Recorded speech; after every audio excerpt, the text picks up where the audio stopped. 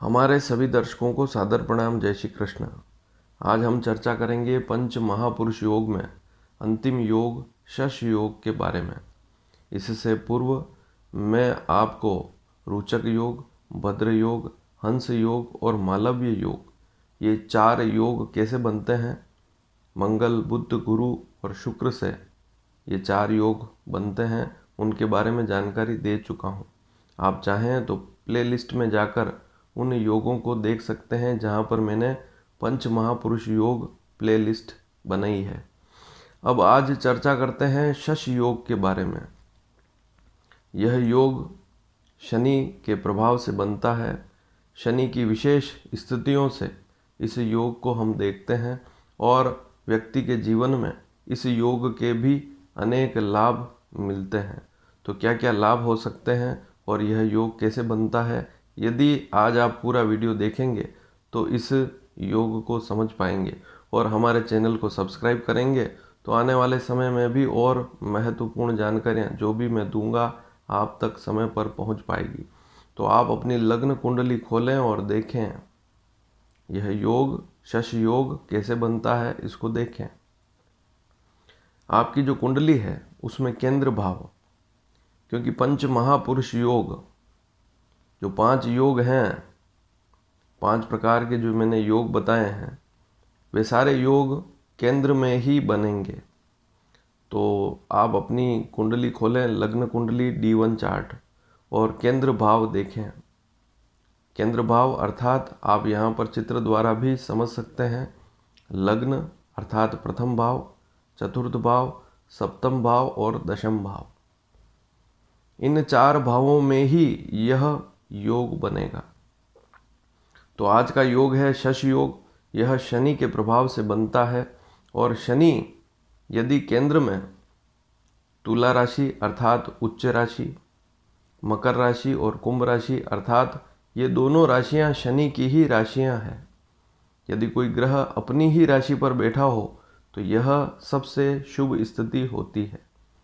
तो शनि यदि मकर और कुंभ राशि पर हो या तुला राशि पर हो, तीनों में से किसी एक राशि पर हो और केंद्र में ही हो, तो ऐसी कुंडली में शश योग बनेगा। लेकिन कुछ नियम भी हैं, उनको भी समझ लें आप। शनि के साथ यदि राहु है, यदि सूर्य बैठ गया और शनि अस्त हो गया तो यह स्थिति थोड़ी सी कमज़ोर हो जाती है। शनि के साथ मंगल बैठ गया तो ऐसी स्थिति भी कमज़ोर स्थिति कहलाती है। इस बात को भी आप समझ लें। शनि अकेला हो, उस पर पाप ग्रह जैसे राहु केतु की दृष्टि ना हो, सूर्य की दृष्टि भी यदि शनि पर है तो यह स्थिति भी शुभ नहीं होती है। जैसे शनि लग्न में बैठा हुआ है, सूर्य सप्तम में है, या शनि चौथे भाव में है और सूर्य दशम भाव में है, या शनि सप्तम भाव में बैठा हुआ है, सूर्य लग्न में है, या शनि दशम भाव में है और सूर्य चौथे भाव में है, तो सूर्य की दृष्टि यदि शनि पर पड़ जाए तो यह स्थिति भी शुभ नहीं होती है। तो यहाँ पर शश योग जो है भंग हो जाता है और महापुरुष वाली क्वालिटी भी उस व्यक्ति में होनी चाहिए। ऐसे तो शश योग जैसे तुला राशि पर शनि आया तो 2.5 साल तक रहता है। तो 2.5 साल के समय में जितने भी लोग पैदा होंगे और जिनके केंद्र में शनि तुला राशि पर होगा, सभी महापुरुष होंगे। तो ऐसा संभव नहीं है। जिनकी कुंडली में शनि बलवान हो, 12 से 18 डिग्री के बीच में हो और पाप ग्रहों की दृष्टि ना हो, सूर्य की दृष्टि ना हो, राहु केतु के साथ शनि है, तब भी समस्या रहती है। तो यह योग जब शनि अकेला है, अच्छी स्थिति में है, तभी बनेगा। अब एक स्थिति और समझ ले मैं कि जैसे तुला राशि पर शनि है, मकर और कुंभ राशि तो शनि की ही राशि है, लेकिन यदि केंद्र में शनि तुला राशि पर है तो वहाँ पर आप यह देखें कि शुक्र जो है वह तुला राशि का स्वामी होता है। और ज्योतिष का एक नियम भी है कि कोई भी ग्रह कुंडली में, कोई ग्रह कहीं पर भी बैठा हुआ, किसी राशि पर बैठा हुआ है, मान लीजिए उस राशि पर उसकी स्थिति अच्छी है, लेकिन उस राशि के स्वामी की स्थिति भी अच्छी होनी चाहिए। तो शश योग में अक्सर हम शनि को उच्च राशि पर देख लेते हैं, तुला राशि पर, तो हम उस शनि को बहुत अच्छा मान लेते हैं। लेकिन ऐसी स्थिति में आप शुक्र को भी अवश्य देखें। यदि शुक्र कुंडली में कहीं अस्त है, पीड़ित है, पाप ग्रहों के साथ है, छठे, आठवें, 12वें भाव में है, तो यह योग भंग हो जाएगा। इस बात को भी समझें। तो तुला राशि पर यदि उच्च का शनि बैठा हुआ है कुंडली में, लेकिन शुक्र की स्थिति अच्छी नहीं है, तो यह योग अच्छे फल नहीं दे पाएगा। केंद्र में शनि तुला, मकर, कुंभ राशि पर है, यह स्थिति शश योग बनाती है। लेकिन यहाँ पर एक बात और है कि यदि शनि तुला राशि पर लग्न और दशम भाव में हो तो यह स्थिति काफ़ी अच्छी होती है। शनि लग्न और दशम भाव में तुला राशि पर हो तो यह योग शनि का काफ़ी अच्छा होता है।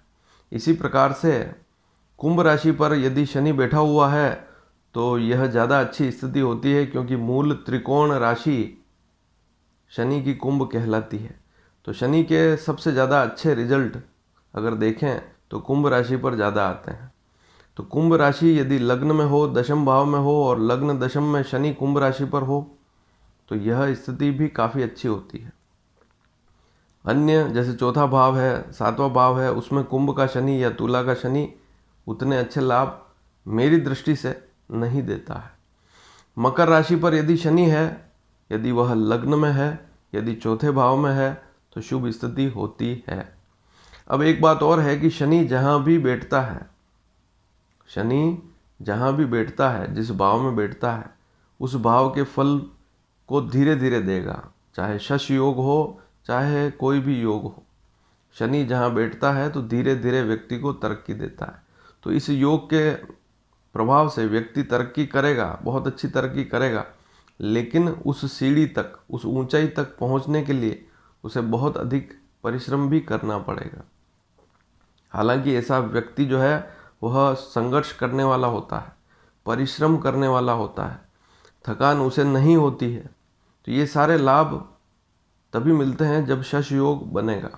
तो व्यक्ति मेहनती होता है, बहुत प्रयास करता है और सफलता अर्जित करेगा।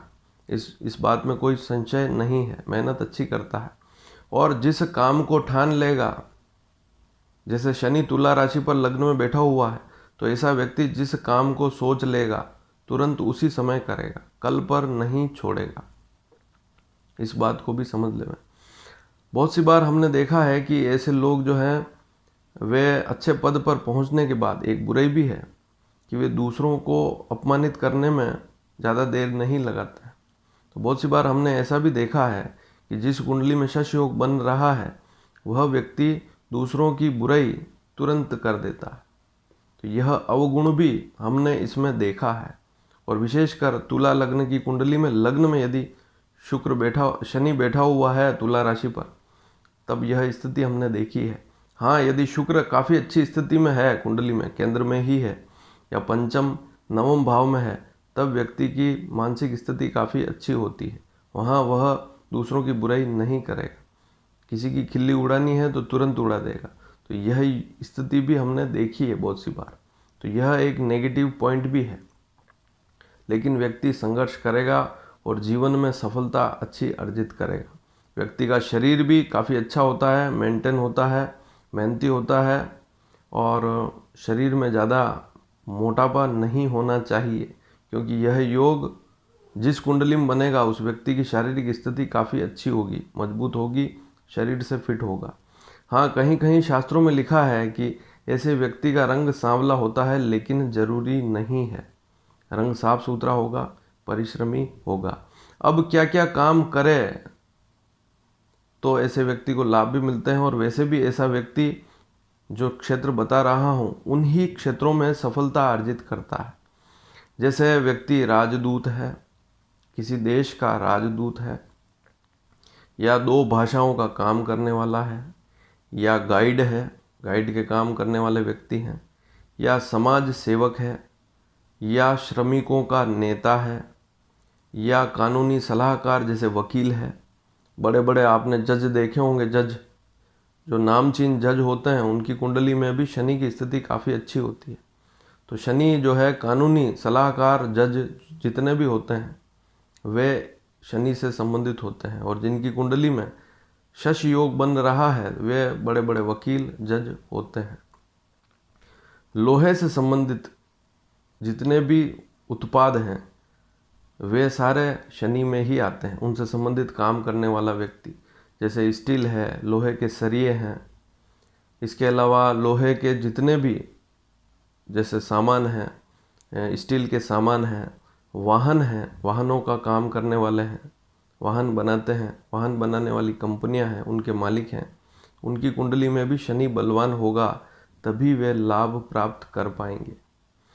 रेलवे विभाग में बड़े बड़े अधिकारी होते हैं, वे भी शनि से संबंधित होते हैं। श्रमिक को लेकर काम कराने वाले ठेकेदार जो हैं वे भी इसी में आते हैं, चाहे प्राइवेट ठेकेदार हो चाहे सरकारी ठेकेदार हो। रोड निर्माण करने वाले लोग सभी इसी में आते हैं। हाथ करघा उद्योग भी इसी में आता है। पेट्रोल, डीजल, चमड़ा उद्योग, ये सारे इसी में, जूते बनाने वाली कंपनियां, ये सारी इसी में आती है। मकान बनाने वाले हैं, भूमि भवन का काम करने वाले हैं, भूमि से निकलने वाला जो खनिज होता है उससे संबंधित काम करने वाले, कैशियर, कैश का काम, नकद का काम करने वाले, जैसे बैंकों में होते हैं बड़े बड़े कैशियर हैं, तो वे भी कैश का काम करने वाले, नकदी का काम करने वाले, वे भी शनि से संबंधित होते हैं। तो ये सारी स्थितियाँ शनि से बनती है। और भी बहुत सारे जो लोहे से संबंधित जितना भी काम है, और इसमें आपने डीजल, ऑयल, ये जो सारी चीज़ें हैं ये सारी शनि में ही आती है। तो शनि से संबंधित काफ़ी काम होते हैं। और शनि यदि बलवान है, और आज जो स्थिति बताई कि शनि तुला राशि पर, मकर राशि पर, कुंभ राशि पर लग्न, चतुर्थ, सप्तम और दशम भाव में है तो शश योग बनेगा। हाँ, बहुत सी बार चंद्र कुंडली से भी देखते हैं इस योग को, लेकिन वह योग उतना बलवान नहीं होता है। लग्न कुंडली से बनने वाला योग ही वास्तविक शश योग कहलाता है।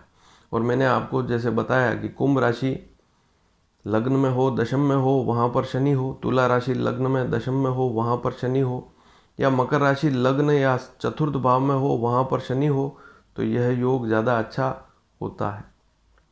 और शनि यदि कमज़ोर है, अस्त है, या सूर्य की दृष्टि है, राहु के साथ है, केतु के साथ है, मंगल के साथ है, तो ऐसी स्थिति में यह योग उतने अच्छे रिजल्ट नहीं दे पाएगा। अब एक बात और है कि दशाएं भी अच्छी हो, व्यक्ति की दशाएं भी अच्छी है तो सारी स्थितियां अच्छी है, चाहे लड़का हो चाहे लड़की, किसी की भी कुंडली में यह योग बन सकता है, लेकिन दशाएं अच्छी हो। जैसे लग्न के स्वामी की दशा चल रही हो, पंचम के स्वामी की दशा चल रही हो, या जो नवम भाव है उसके स्वामी की दशा चल रही हो, तो ऐसे व्यक्ति को विशेष लाभ मिलते हैं।